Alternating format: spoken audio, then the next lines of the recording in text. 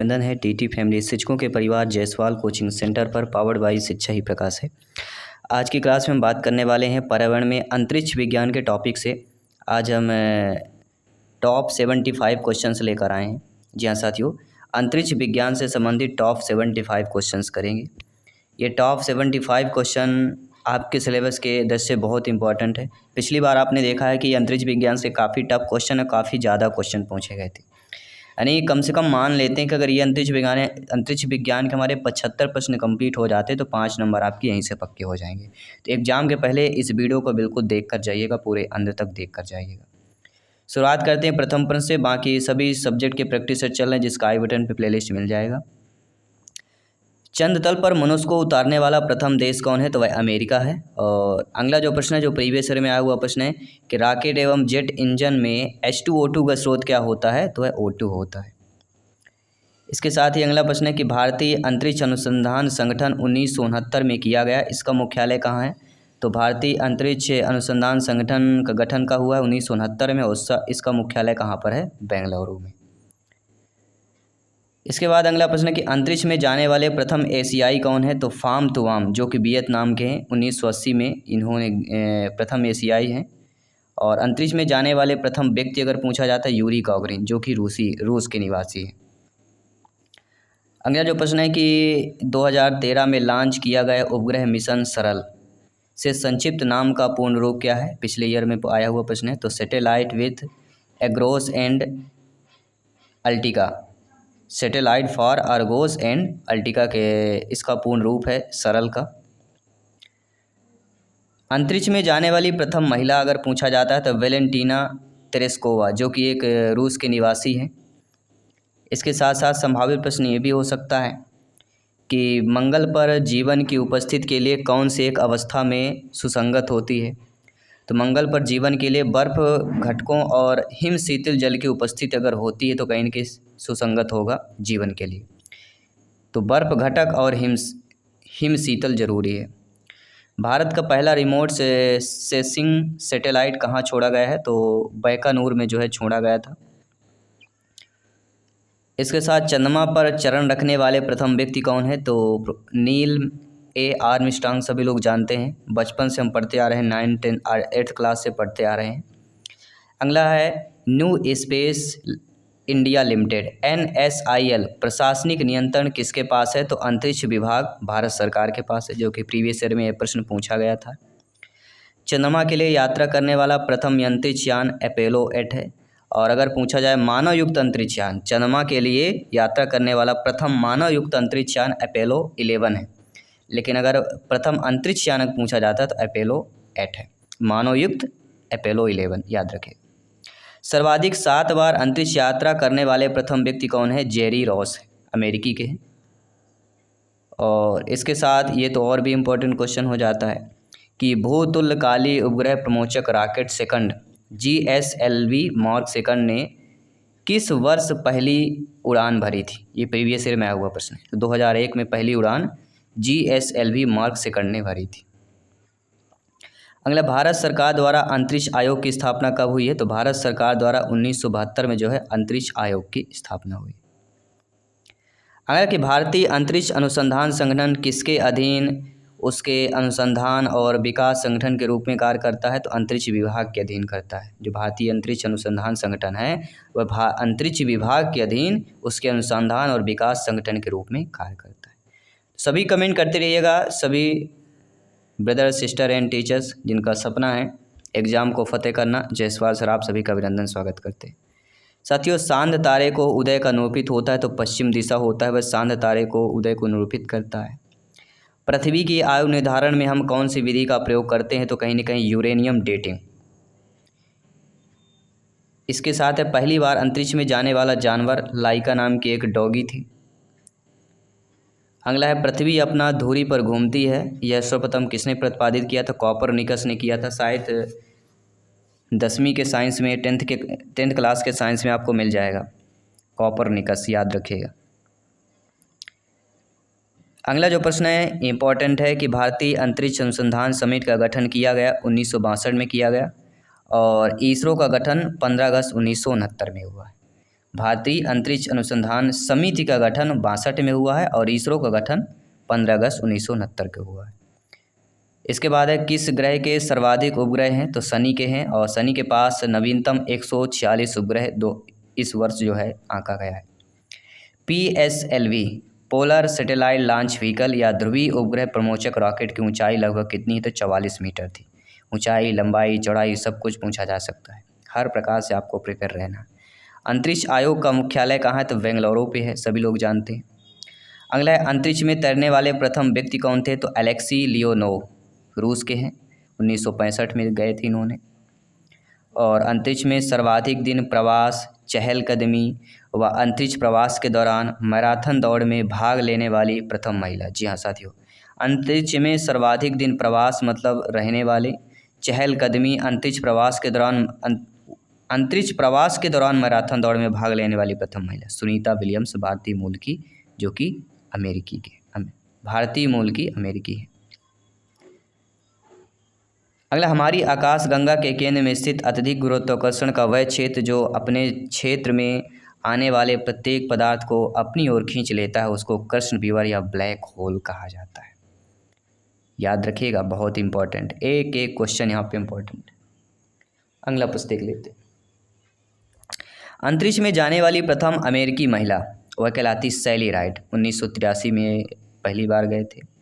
और प्रथम स्वदेश निर्मित उपग्रह इनसेट 2A किस तिथि को अंतरिक्ष में स्थापित किया गया है, तो इनसेट 2A को दोस्तों 10 जुलाई 1992 को जो है अंतरिक्ष में स्थापित किया गया है, जो कि स्वदेशी है। अगला, भारतीय अंतरिक्ष अनुसंधान संगठन इसरो का उद्देश्य क्या है, अंतरिक्ष विज्ञान, अंतरिक्ष प्रौद्योगिकी, अंतरिक्ष अनुप्रयोग में राष्ट्र की बढ़ती हुई गतिविधियों की योजना बनाना और उन्हें व्यवस्थित करना, उन्हें कार्यान्वित करना। इसके साथ रॉकेट से अंतरिक्ष में गया पहला जानवर कौन सा है, तो रॉकेट से जो गया था वह अल्बर्ट नामक का एक बंदर था। एक सोवियत अंतरिक्ष कुत्ता था जो अंतरिक्ष में पहले जानवरों में एक बन गया और पृथ्वी के परिक्रमा करने वाला पहला जानवर था। लाइका नाम का जो कुत्ता था हमने बताया, लेकिन रॉकेट से अंतरिक्ष में पहला जानवर अल्बर्ट नामक का बंदर रॉकेट के द्वारा दिया गया था। और आपको पता होगा स्पुतनिक सेकंड में 5 महीने के बाद 14 अप्रैल 1958 को धरती पर लौटते समय टुकड़ों में बंट गया था।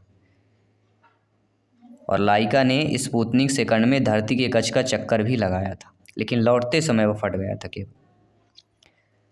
अमेरिका के प्रथम स्पेस शटल का नाम क्या है, तो वह है कोलंबिया।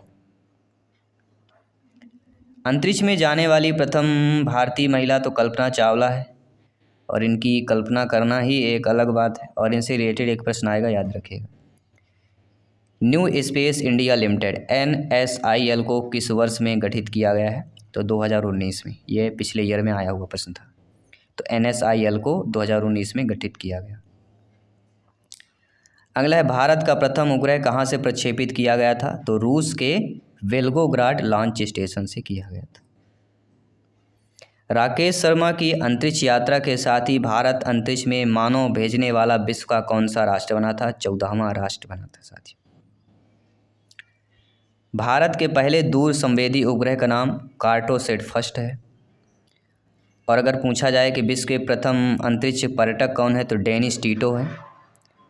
अगर पूछा जाए कि भारत में पहली बार पुनः उपयोगी प्रमोचक रॉकेट प्रौद्योगिकी प्रदर्शक RLVTD इसका सफलतापूर्वक उड़ान परीक्षण किस वर्ष किया गया, 2016 में। ये प्रीवियस ईयर में आया हुआ है। पुनः उपयोगी प्रमोदक मतलब एक बार उपयोग करने के बाद फिर दूसरी बार उसका जो है उपयोग प्रमोचक रॉकेट प्रौद्योगिकी प्रदर्शक में किया गया है 2016 में, ये ध्यान रखिएगा।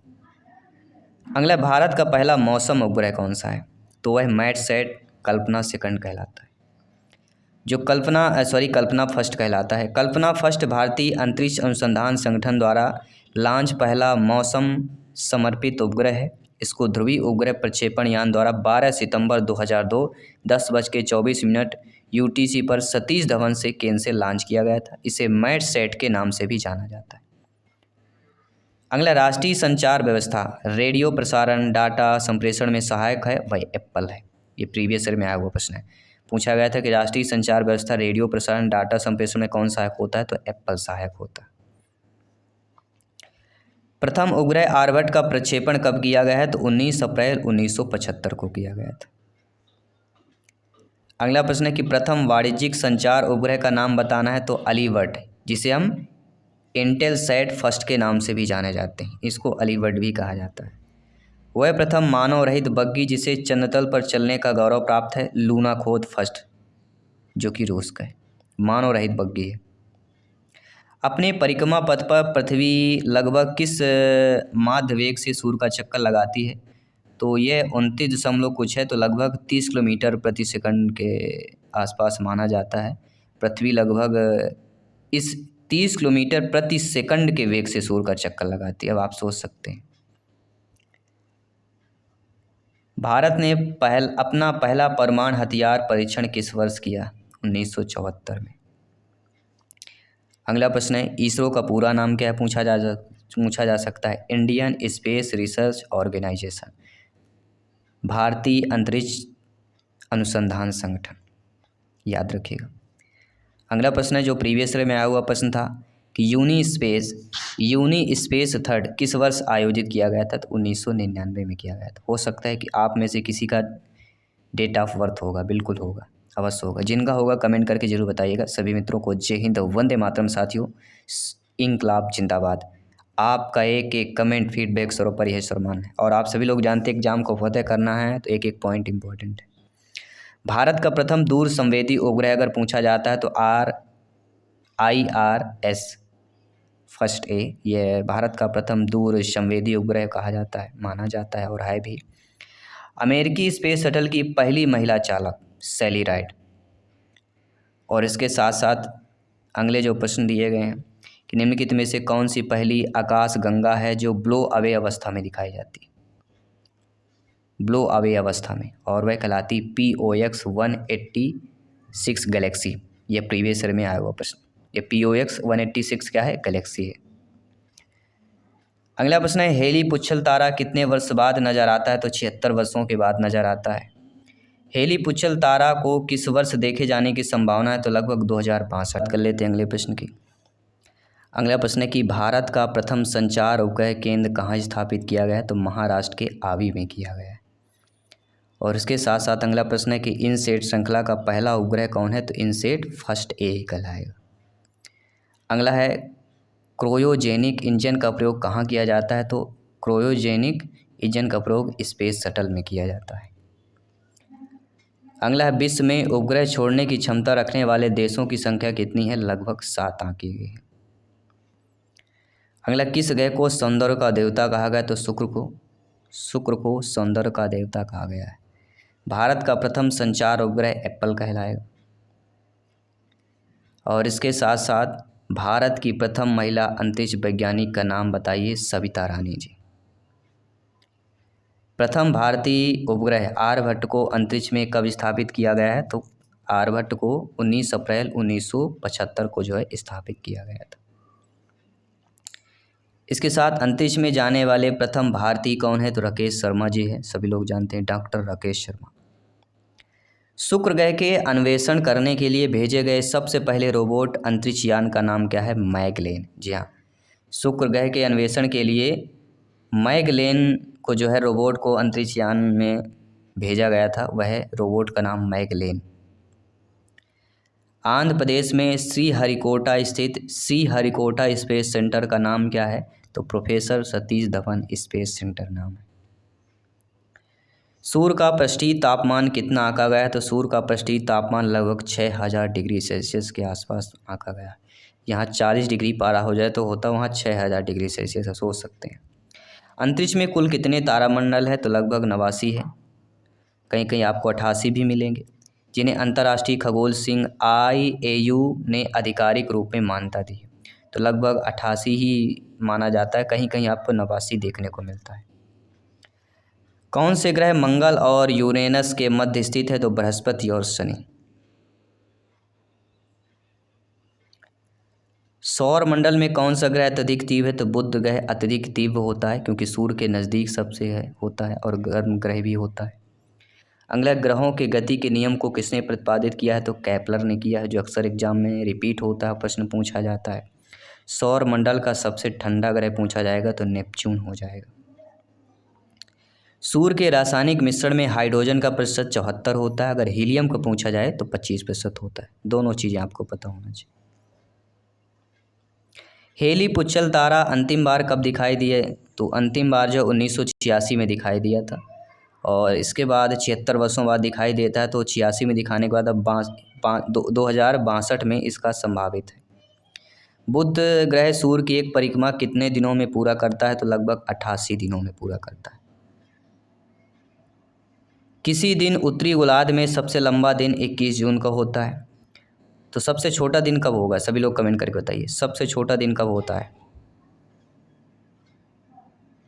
भारत का सैटेलाइट मैन के रूप में किसे जाना जाता है? तो उडप्पी रामचंद्र राव जी को भारत का सैटेलाइट मैन के नाम से जाना जाता है, उडप्पी रामचंद्र राव जी को।